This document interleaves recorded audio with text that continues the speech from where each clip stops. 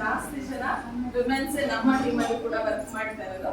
So ನಾನು ಹೇಳಿದೆ madam ಇಲ್ಲ, ವಿಮೆನ್ ಬೇಸ್ಡ್ ಒಂದು ಸ್ಕೂಲ್ ಇದು, ನನ್ನ ಮಗಂದು ಅಂತ ನಾನು ಹೇಳಲೇ ಇಲ್ಲ. ಸೊ ಟೀಚರ್ ಕರೆದಿದ್ದಾರೆ, ಹಾಗಾಗಿ ಹೋಗ್ತೀನಿ ಅಂತ ಹೇಳ್ಬಿಟ್ಟು ಶಿ ಸೆಡ್ ಓಕೆ ವಿಮೆನ್ಸ್ ಎಲ್ಲ ಹೋಗಿ ಬನ್ನಿ ಅಂತ ಹೇಳಿದ್ರು. ನಾನು ಬೆಳಗ್ಗೆ ನನ್ನ ಮಗನ್ ಹೇಳ್ತಿದ್ದೆ, ಏನ್ ಪುಟ್ಟ ಏನ್ ವಿಶೇಷ ಇದೆ ಹೇಳು, ಏನಿಗೆ ಕರೆದಿದ್ದಾರೆ ಸ್ಕೂಲಲ್ಲಿ ಅಂತ ಹೇಳಿ. ಅವನು ಉಮಾ ಮ್ಯಾಮ್ ದೇ ಉಮಾ ಹಾಗೆ ಹೇಳ್ತಾ ಇದ್ದ. ಏನ್ ಹೇಳು ಅಂತಂದ್ರೆ ಉಮಾ ಮ್ಯಾಮ್ ಡೇ ಅಂತಿದ್ದ. ಸೊ ನಾನು ಅವಾಗ ಹೇಳ್ದೆ, ಹೌದು ಉಮಾ ಮ್ಯಾಮ್ ಡೇನೇ ಇದು, women's day and Uma ma'am day ಎರಡೂ ಕೂಡ.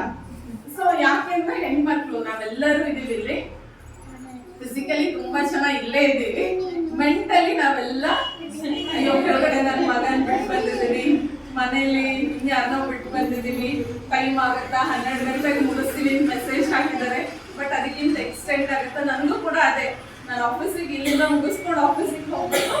ಸೊ ನನ್ನ ಮೈಂಡಲ್ಲೂ ಅದು ರನ್ ಆಗ್ತಾ ಇದೆ. ಸೊ ವಿಮೆನ್ ಅಂದ್ಕೂಡಲೇ ನಮ್ಮನ್ನ ನಾವು ರೆಸ್ಟ್ರಿಕ್ಟ್ ಮಾಡ್ಕೋಬಾರ್ದು. ಅವ್ರು ಹೇಳಿದ್ರು, ನಮ್ಮನ್ನ ನಾವು ಯಾವ ರೀತಿ ಪ್ರೆಸೆಂಟಬಲ್ ಫಾರ್ಮ್ ಅಲ್ಲಿ ತೋರಿಸ್ತೀವೋ ಜಗತ್ತು ಕೂಡ ನಮ್ಮನ್ನ ಹಾಗೆ ಗುರುತಿಸುತ್ತೆ.